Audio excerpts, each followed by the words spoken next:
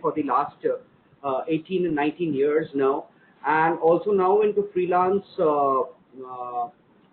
career counseling, as you've heard, as well as freelance consultant in soft skill and motivational training. But a major chunk of my career has been spent in the education industry, and whatever insights I have gathered, purely, only a very brief part of that is theoretical. For whatever I would be sharing with you is my experiences and my understanding of the industry in terms of its impending demands and expectations. Of course, it's something which is very dynamic. Things have been keeping on changing throughout a period of time. So we will go on post this, and the first area which we would be talking on is digital education. And when we are talking of digital education and its impending challenges, the first point which comes into our mind is, what is digital education all about? A major part of digital education in today's times, in the past 10 to 15 years, primarily though it started off with something related to computer training and training in industry related to hardware networking and software skills to do with software development and application-based courses. However, over a period of time now, digital education is making a foray, and we have seen this for the past 8 to 10 years, and that foray has been into an educational field known as K-12 education. When we talk of K-12 education, it is a concept which is, which is not alien to countries like United States and Canada. It has been, K-12 concept has come into existence for a long period of time. However, in India, comparatively newer, but people are familiar with it. Specifically speaking, let's come out of jargons. K-12 is to do with kindergarten and training for students up to from standard 1 to standard 12. That's why the concept is kindergarten to classes 12. Now, when we are talking of this point of education, see, digital education is a vast domain, but let's, owing to paucity of time, let's come into the foray of digital education, specifically in the fields of VSAT technology orientation. Primarily, I would speak from my own experiences, where I have been working with an organization by the name of Pearson. But apart from that, we would also be discussing very briefly as to what are the K-12 forays which are happening. So if we can move on to the first slide, please bear with me.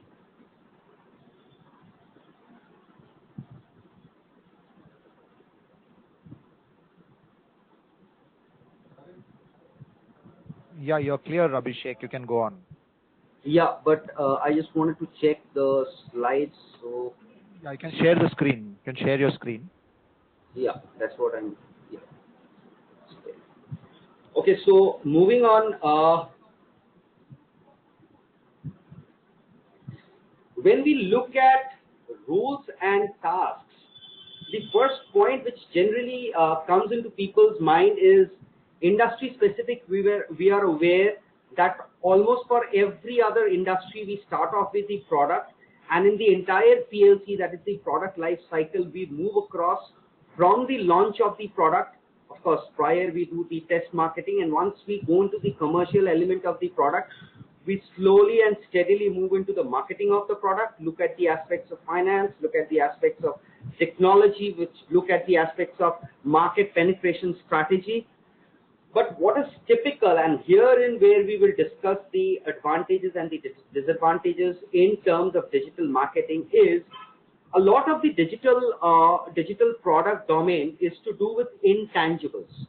When we look at the K-12 domain, a lot of the product development which has happened keeping in mind the customized need of a customer who is able to access this in the comforts of their cozy corners, which could be their homes, which could be a particular technical center, and this entire field has been organized through channel management.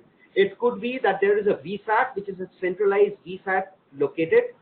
Via the VSAT, via the video satellite, footage is carried on by technology across various centers which are connected. And in these centers, live broadcast of these sessions are provided to students. To make it very clear, there is one centralized studio. There are live sessions which are carrying on in that centralized studio, and these live sessions are beamed all across the country for the benefit of hundreds of students. This is exactly how the India Can vertical of Pearson, which was into coaching students for the preparation and the completion of the entire curriculum of chartered accountancy, company secretaryship, and IAS, that is Indian Administrative Service, prelims and mains. There would be a central studio from which these sessions would be beamed. Now the challenge here lies in all other forms of education. There is an element of personal touch wherein it is an F2F mode. When I say F2F, that's face-to-face mode which we are looking at.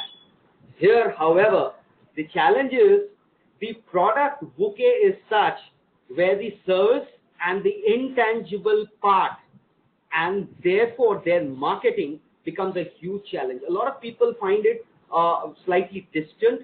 They say the human touch is missing and something, I find it something amiss. Sir nahi dikhte hain. I can't see our teacher, I can't see our faculty. Though they see it in live flesh and blood, but that becomes a major challenge. So at the point of product development, that's the first and the biggest challenge which the person has to perform when it comes to the role. So if I connect to the next slide, if you look at product development, market and competition analysis becomes a critical area, especially if it's a startup. That means it's something new. I will, in the course of our discussion, I would be, talking of few organizations like Byju's and Mindar and Khan Academy, who have come up with this K-12 concept where they have designed apps, they have designed learning videos, they have designed adaptive practice exercises and personalized worksheets for students to study from classes 6 to 10 at the comfort of their own homes, with online packages, with offline tabs, and various other easily accessible apps. A very dangerous commodity, if I may say so, considering the fact when you market your product, people are slightly confused. A lot of users, end users, are typically skeptical, saying that our children would be playing with internet more and studying less. Are you creating a new form of menace? So product development is of key importance. Competition analysis, when it's a typically different kind of a product, might not be as stiff a challenge if it's a startup and you are going into an absolutely new domain, right? But designing the product, developing it, and marketing the intangibles is a major challenge. Going back, brand awareness. Any startup, any new concept, building the brand awareness can be a very, very difficult proposition. Why it's a difficult proposition? Purely because when we are looking at a product, we generally see the kind of hammering it happens in the minds of the individual. It's not possible for every other startup to come with heavy and intensive media campaigns. When I'm talking of media, I'm typically talking of the electronic media, which hits our mind. So when we are looking at a brand, and we are looking at, offhandedly and ad hoc, if I would say so, when we talk of Eat Fresh, we know it's Subway. When we say Adidas, we know it's tagline. When we say Nike, we know it's tagline. When we look at Panasonic, ideas forever. So all these things catches our mindset because there has been a constant hammering over the media. However, when it comes to an intangible product, of course there are tangible elements in the product, but majorly when we are looking at an intangible offering, brand awareness becomes of critical importance. And therein, the task is in terms of brand awareness campaigns. A lot of organizations, therefore, start off with huge number of road shows where they display their product. They go massively on the social media. They go massively in terms of WhatsApp marketing, with now WhatsApp having captured the imagination of the youth. Now WhatsApp is not a new concept anymore. There are so many other social media campaigns going on. So WhatsApp is something which they are heavily using. And of course, there are other below the line BTL campaigns which they go on, right from carnivals fairs, leaflet distribution, posters, hoardings, and kiosks, right? Uh, Going back to the previous one, with a host of new players, a host of players entering the market, and looking at what kind of a review which we have got, a recent business line review which was there in the Hindustan Times. I was going through it sometime in July 2016. They mentioned there is an expectation of 12% growth in the digital education market. Therefore, we could be looking at many startups all across the country, with few startups coming from abroad as well, looking into this territory. Considering that factor, the next point, which is differentiation and USP, becomes very critical. What's so different about our product that could really lead us to making the kind of penetration in the market which we desire? So creating that niche identity is what we are looking at going forward. We've already discussed this, marketing the intangible, the biggest challenge. So when you market the intangible, the features and the benefits have to be clearly explained. A lot of organizations tend to dwell too much on the features, but forget to connect it to the benefits. The very realistic benefits, time-bound, specific, and with long-term benefits which would lead to consistent results. For example, there could be a practice test. Now, if this practice test is designed on 4 different parameters of concentration, focus, time-bound, and a development in strategy of answering questions, then probably it's a potent product. So when you're looking at features, then benefits and connecting these benefits to the features is of key importance. For any new organizations or an existing organization, a structure in place, the typical standard operating procedure has to be impeccable. A lot of new startups take some time in streamlining their processes. It is done over a period of time. It is based on experiences which they gather from the market, experiences they gather from their existing stakeholders, and the benefits which the students are expecting or the ultimate customers are expecting from the product, based on which a lot of changes would be made into the standard operating procedure. However, a skeletal SOP must be in place before and since the final product is launched. Moving on, there are no two ways about the point where technology is the backbone, especially if we are looking at live beaming of sessions. Technology has to be impeccably good, along with continuous basis of checking the technology, a good strong maintenance team who would be testing the product when not actually in session, so that there are no there are no goof ups which happen when the sessions are on. So technology is something which actually forms the real backbone of a product like this. A dry run, periodic revisits is something which ought to be done, and improvements in terms of speed and bandwidth is almost a taken. One ought to keep a tab on it.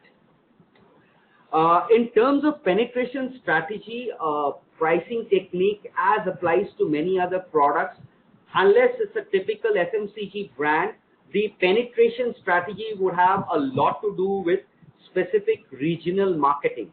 And the pricing and the regional marketing plan would be based on what would be more effective in that territory. Not only its reduction or competitive price setting which we are looking at, but also what would appeal more to the people in that particular location. In some places, a word of mouth would be the best possible thing. Even till today's date, most people in the education industry swear by word of mouth.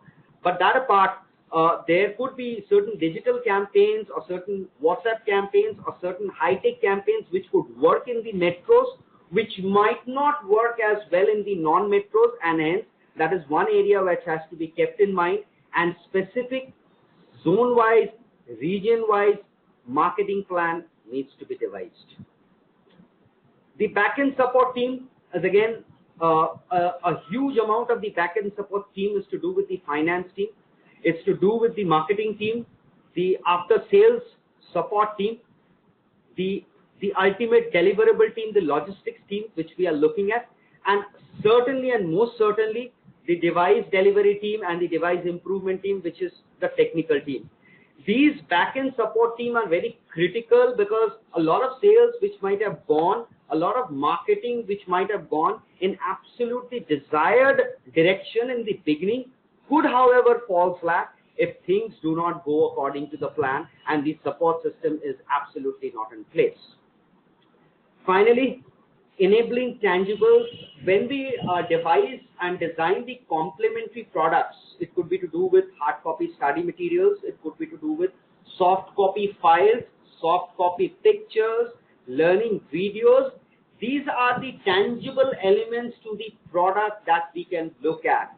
The course itself could be something which is available to the student or the end user, but these tangibles have to have an element which in itself would create a niche for the product, and that actually becomes the brand, right? So from here we move on to another area of the product, typically speaking, and that would be to do with what are the careers or what are the stages in terms of development in the digital education industry. Well, like any other industry, there are the typical stages, right? Right from the person who is a fresher and maybe joining as the, as a trainee executive or a management trainee, would climb the ladder, move on from the executive to the senior executive, and depending how pyramidal or how flat the management structure would be, they would move into the assistant managers and the managers, and then finally they would move into the senior management of VPs and the directors and so on. And this entire the entire structure somewhat works in all the different functions, right from product development, marketing, sales, finance, and so on, right? So moving on further, when we look at these kind of industries, there are few stories which I have to share. I mean, a lot of people would tend to be very skeptical in the beginning.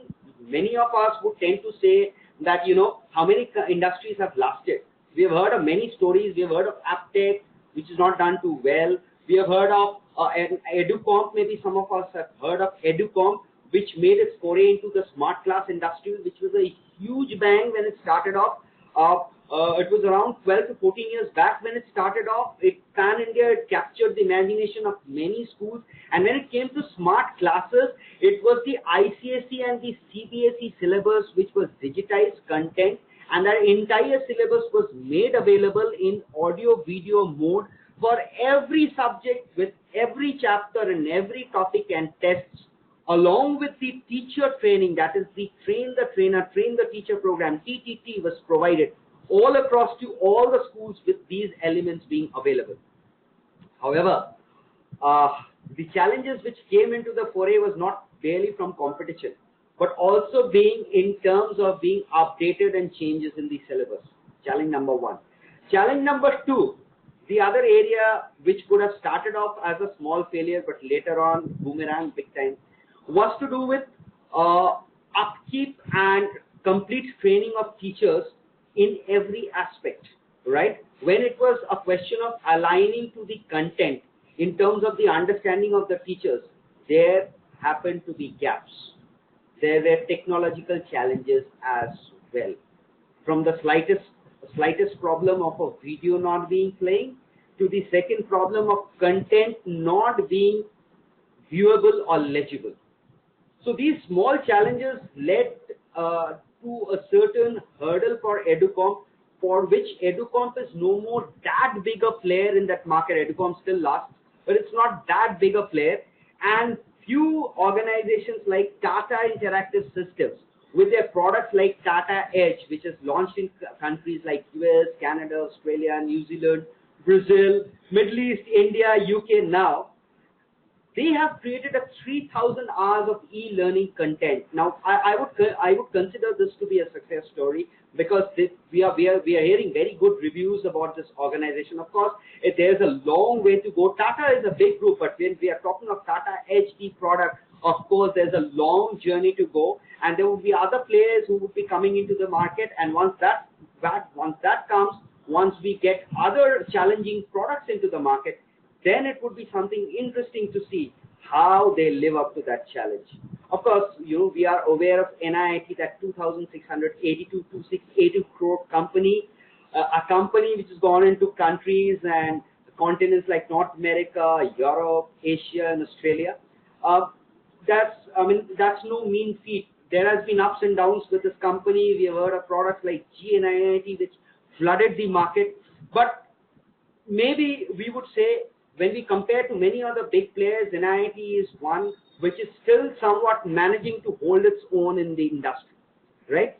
There are other organizations which people swear by in terms of their core products, like Cisco, which is basically a hardware networking and telecom equipment provider.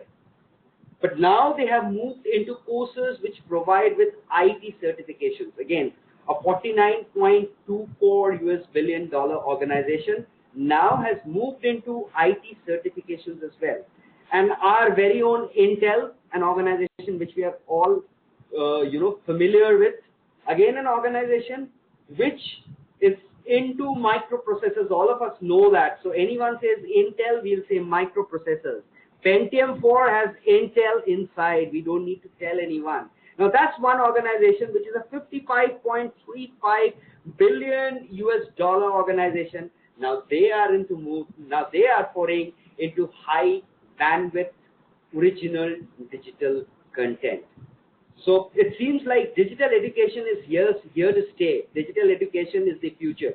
And if we to go by what the Indian government is planning, they are thinking that since rural education is becoming a lot of a challenge and reaching out to the students, and huge amount of teacher absenteeism in schools and many colleges in the rural areas, so the way forward or the path forward could be digital education. So considering that, and even hearing latest reports and understanding from organizations like the Autonomous Body of the Chartered Accountants of India, even they are planning to digitize part of their content. They are also planning to provide digital classroom solutions and practice to some of their students. However, it's yet to become official. It's yet not announced, but it's just a little bit of a hearsay in that. But I hear from very reliable sources that it's about to happen. So going forward, we looked at few of our existing players who are doing very good success stories. And when we look at startups, the big bang is the Byju's. Byju's is one organization which is looking at classes 6 to 10 in ICSE and CBSE curriculum, offering them learning videos, personalized exercises, tests, and the entire thing. The same stuff has come up from Merit Nation and Khan Academy in different forms. But the second organization which I have got a little bit associated with and come to learn of late, and I've been speaking to them of late quite a bit, of course in professional capacity as well as mind art.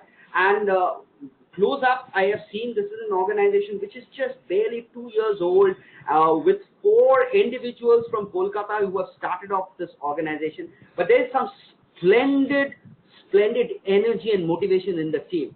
And when I try to compare it with the products, because I happen to see Byju's, Merit Nation, and Khan Academy's product, by far Mind Art's product has a real edge. However, marketing is yet to happen. But let me tell you, this is one organization which is backed by the Bennett and Coleman.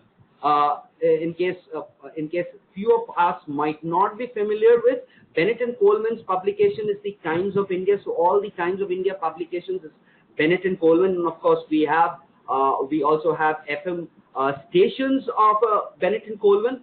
So Bennett and Coleman is actually sponsoring Mind Art. So when we speak of products like these, there are huge possibilities in the digital market, right?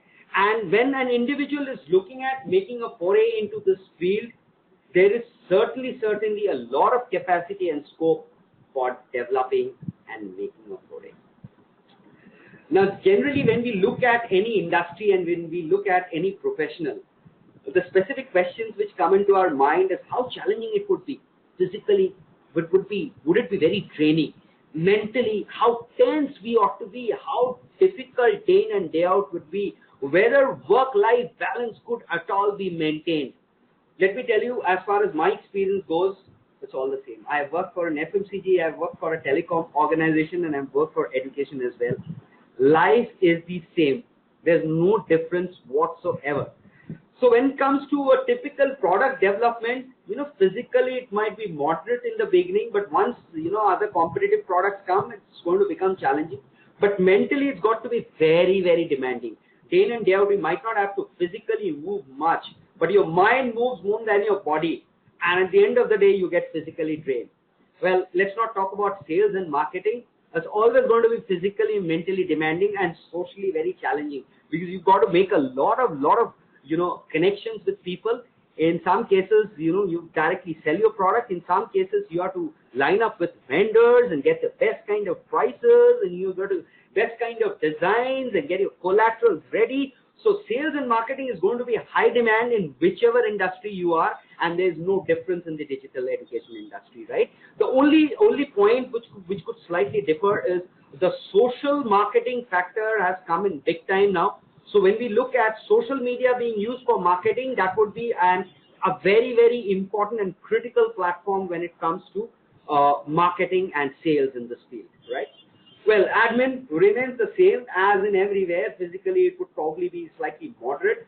Mentally, it would be demanding, again, vendor management. And socially, it would be challenging because you're tying up with different kinds of people with different kinds of mindsets and mentalities. Looking at finance, it's always the same, There's a joke which I happen to never work in the finance department, but there's a jokes on them, but the jokes is equally on people who are from sales and marketing or any other function, is that finance stops everything which they ought to start. Because, without money, nothing happens. And it's the finance team who always pulls the string. They always say, you are going over budget and you ought to stay within it, right? So that's the jokes on them. But the fact of the matter remains the same. Without the finance team, the entire backbone ceases to exist, right? So moving on, technical, of course, it's going to be absolutely, absolutely demanding. The technical and the back-end team would have to work day in and day out. Right from the inception of the product till the product runs, and even after the regular sessions are off, especially if it's an online product, the back-end team works 365, 24/7 with BPO support or for the equivalent amount of time, right? Business development could be the most rewarding area for people having that kind of niche, because here business development will not be the ordinary kind of thing. You have to think on your feet. You have to think differently. You have to think occasionally even radically different, but it has to be not labor intensive but cost effective. That's what you ought to pay your attention to. So that is one area which would be extremely physically and mentally demanding but equally rewarding, right? And of course, back-end support, as we discussed, would be one area which would be extremely challenging. So going forward, few of the organizations we are all familiar with, I'm sure. Many of the big names are mentioned. Some of the names mentioned here, of course, it's a very rough list of top few organizations which are there over the last year, and we can all have a glimpse of that.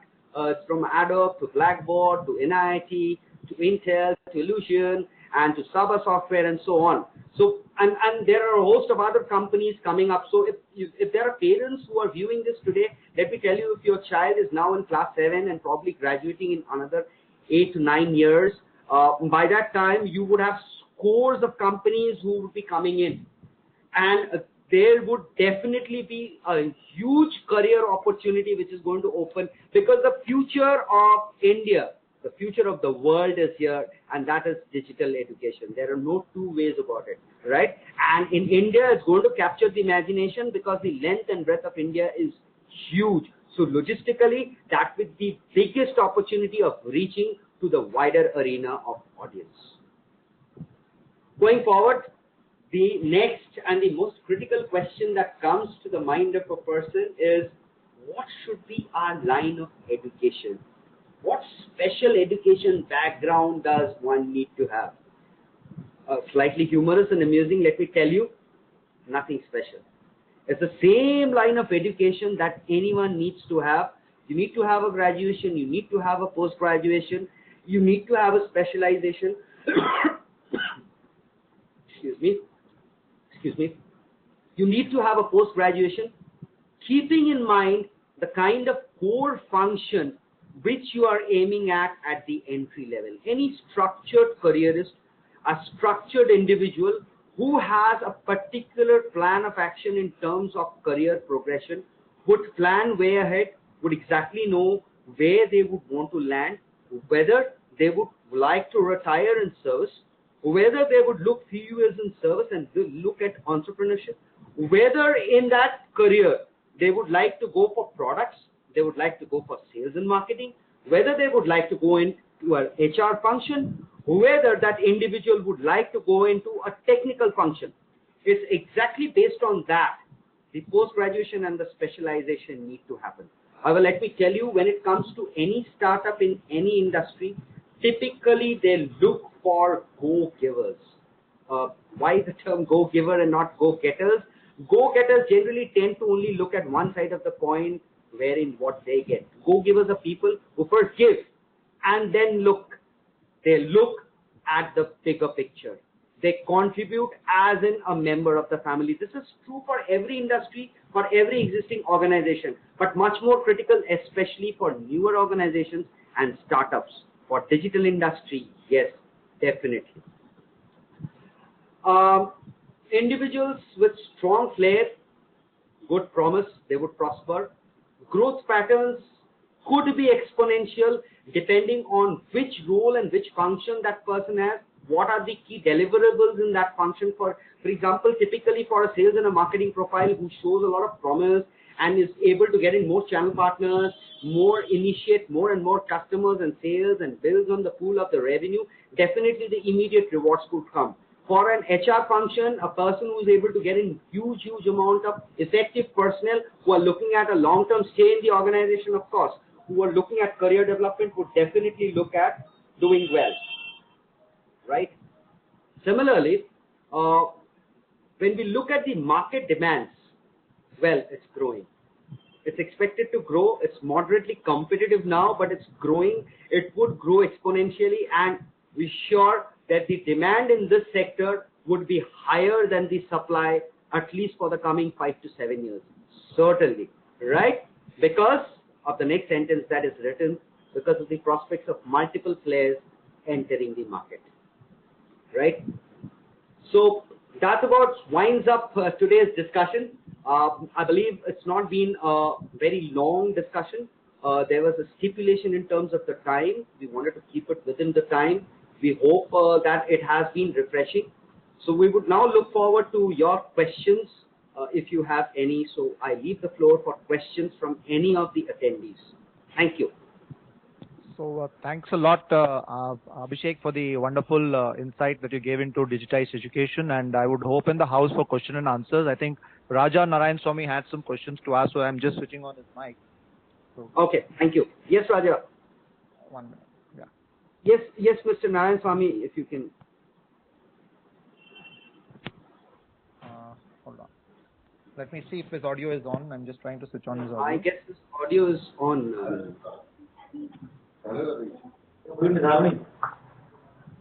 Yeah. Yeah, this is Raja here. Am I audible? Yeah, absolutely audible. Go on. Great. I think it says poor connection, but let me see if I can get through to you.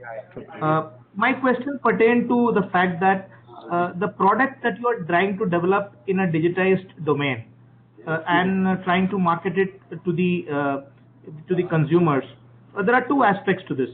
One is you are looking at a very limited pie right now in terms of the urban class wherein the technology backbone is available and you have the wherewithal in terms of a broadband connection. So all of this talk of marketing, all of this talk of competition, etc., you are still talking in that limited pie. Now, what is the way to, change the game in terms of increasing the pie itself? That's my first question. Secondly, in terms of the product itself, a large part of how much you are able to achieve is dependent upon the level of interactivity that you are able to develop in the content that you are trying to develop.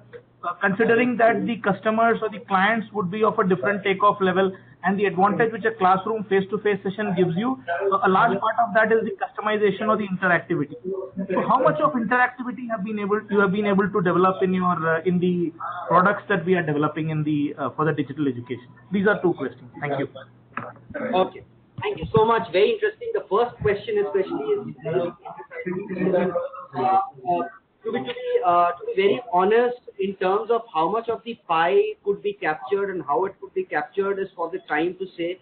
But as I told you, in terms of the reviews which I've been reading out there, a lot of the government plans are in terms of capturing the rural market specifically, and in terms of increasing the bandwidth or the availability of technology and internet connectivity would therein be the challenge.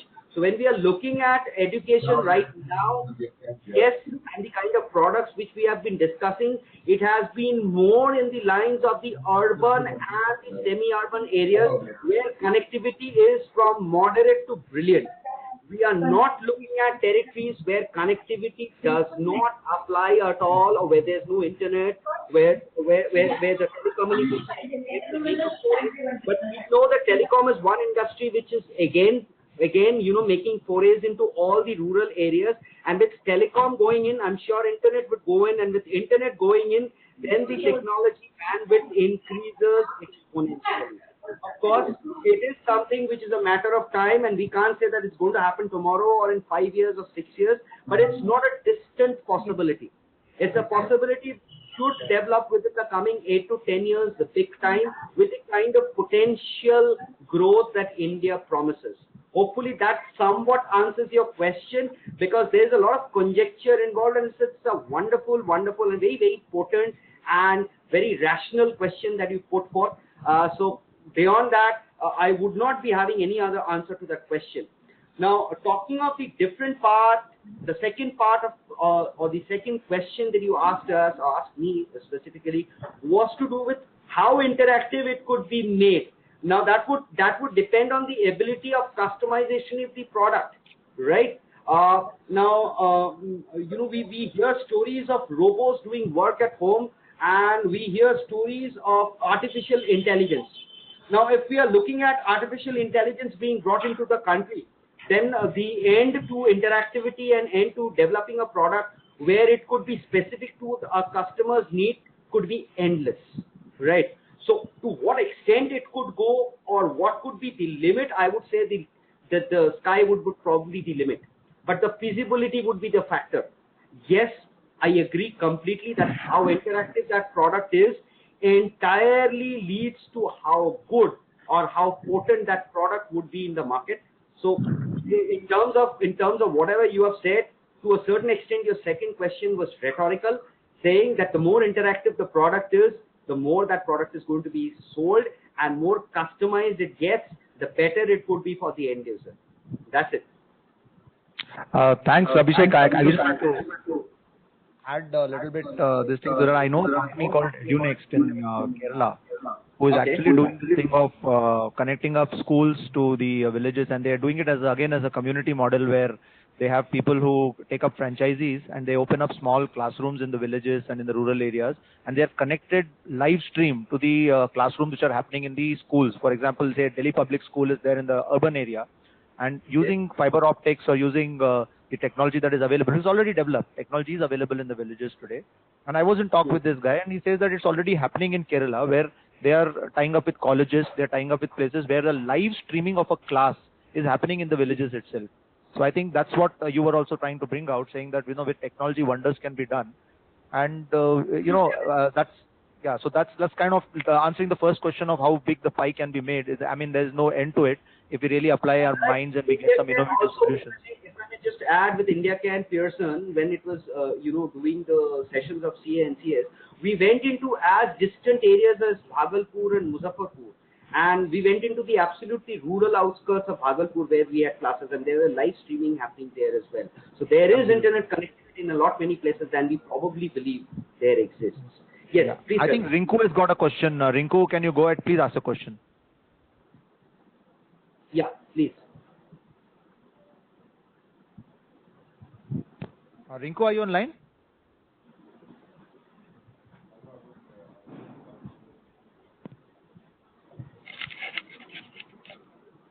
Hi, can you hear me now? Yeah. Yes. Yeah, you're here. We can hear you. So thank you, Abhishek, for the great insight. I don't have a question. In fact, I just wanted to add to some of the questions that Abhishek raised and what you also spoke about, and what Naveen also added on. Actually, coincidentally, I'm associated with a group called McGraw-Hill. You know, the erstwhile Tata McGraw-Hill publication. They're into McGraw-Hill education professional programs now. And one thing which is happening very disruptive with them, and they are very on with that as a strategy, is that one big strategy and disruption that is happening now in the learning programs offered in digitized education is that instead of having the time bound programs, like for example, a particular course will take 3 months to complete, it's getting personalized to a point where it is competency based. So everybody has their own learning curve. If I have a longer learning curve, it will allow me to learn the course, keeping my speed and my learning ability. So there's a lot happening in terms of big time strategy in digitized education is to move from time-based programs to more competency-based. That's one. And two, in terms of the extent of customization, in fact, there's a product available. I'm not able to recall the company name. Turnitin, I think. It's an international product which is available today, where, for example, if you have solved an algorithm or if you have solved a mathematical problem also, it goes line by line and edits and checks and comes back and tells you where have you made a error. So it has even gone to a point where it actually does, like you do a code review, it does your actual problem solving review and gives you the instant responses. And so there's a lot of customization effort already in place. So for example, there's a product called Smart Book with McGraw-Hill, where the lecturer, the faculty has the ability to go in and do a lot of statistical and matrix analysis of how the students are performing. So if there's a smart book class happening, everybody is having an access to an ebook or smart book product. They can actually go in and see how many tests did this person appear, what kind of assignments are working well, what kind of assignments are not working well. So there's a lot of statistical and matrix support also being provided to support the education. So there's a lot of things happening, and I was very excited, and it's good to hear some perspective from you, Abhishek. Thank you. Thanks so much, Rinku. It's a real pleasure. Okay. I'm just looking. Anyone else wants to ask a question? Any other questions? Yeah. Hold on. I've got a raised hand here. Saiben YouTube, can you please ask a question, please? Yeah.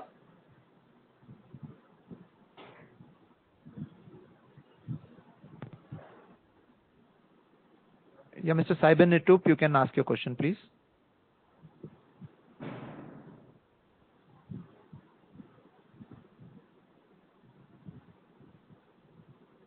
Can't hear you, Mr. Saiben. Are you online? Are you asking the question? I can see a raised hand.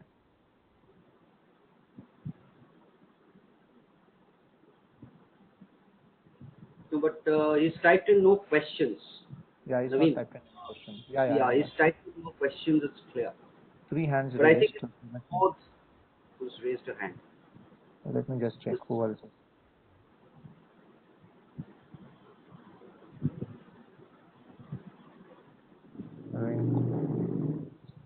Subodh. Yeah, Mr. Subodh, you can ask your question, please. Mr. Subodh. One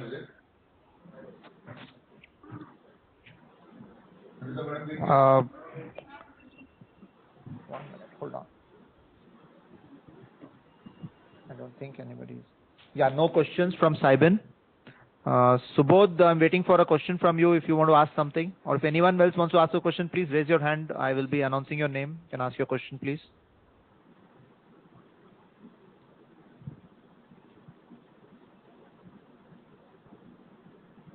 Deepak Chaudhary. Mr. Deepak Chaudhary, you can ask your question, please.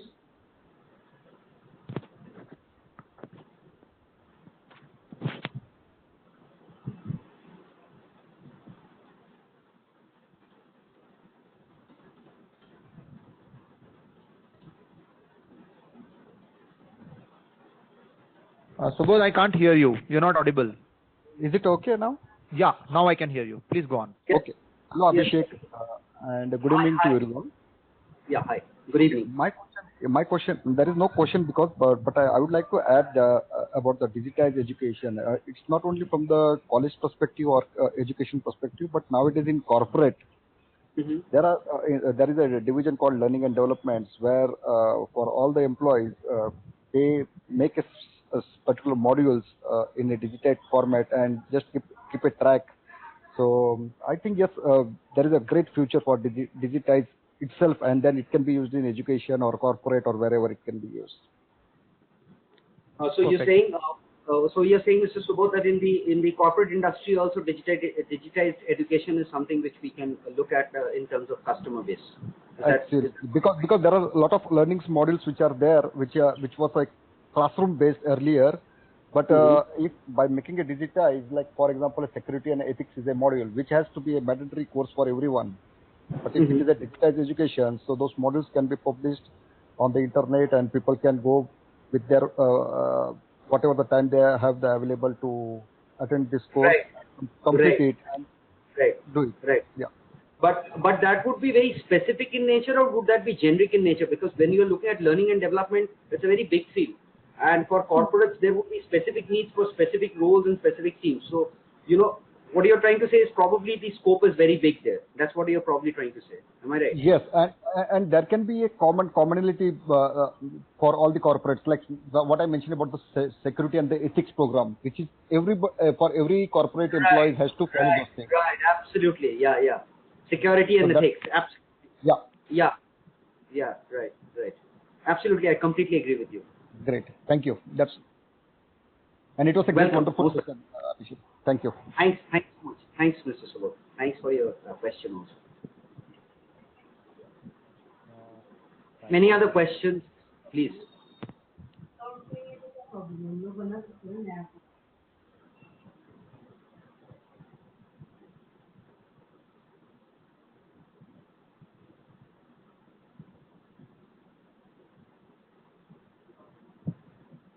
I don't think there's any other question coming up. Is there anyone else who wants to ask a question?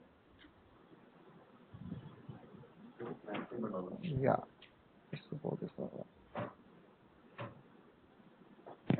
I think Abhishek has summed up very well the questions which have been asked, and we have got good answers from Rinku, and Subodh also added some value to whatever we heard today.